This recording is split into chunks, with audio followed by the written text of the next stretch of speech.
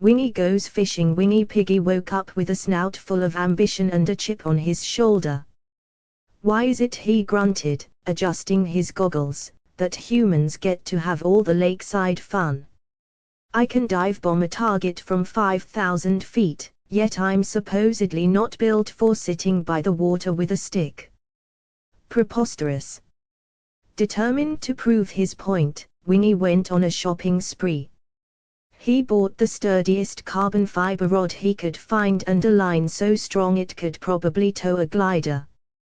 For the finishing touch, he borrowed Pythy's favorite dainty folding chair, the one she usually used for her afternoon tea.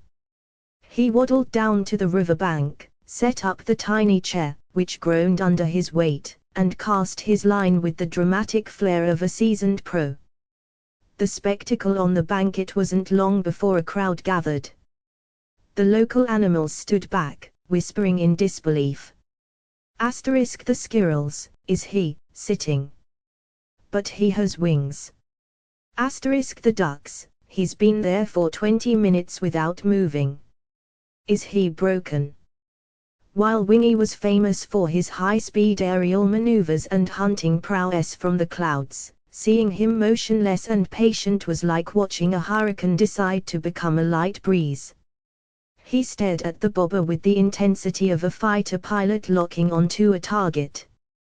Pythy's protest. Pythy, meanwhile, was having none of it. She marched past the riverbank, nose held high in the air, refusing to even glance at the scene. I am not looking, she declared to a passing dragonfly. I refuse to acknowledge this madness. A pig on a stolen chair, fishing. It's a mockery of both gravity and leisure. I am simply going for a walk, and I shall see nothing. The big catch. Suddenly, the line jerked. Wingy's eyes widened. This was it, the moment of glory. He didn't just pull, he engaged his wings for extra leverage.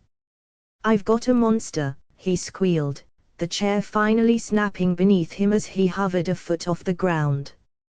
With a final, heroic tug, the prize flew out of the water and landed right at Pythy's feet. It wasn't a trout. It wasn't even a carp. It was a very soggy, very moss-covered old boot. Wingy landed gracefully, unhooked the boot, and held it up with a triumphant grin. See? I told you. Humans catch these all the time in cartoons. I'm officially a master fisherman. Pythy looked at the muddy boot, looked at her broken chair, and then finally looked at Wingy. She sighed, at least you're consistent, Wingy. You're the only hunter I know who can catch footwear from the sky or the sea. Would you like me to write a follow-up story where Wingy tries to cook his prize, or perhaps one where he tries to fix Pythy's chair?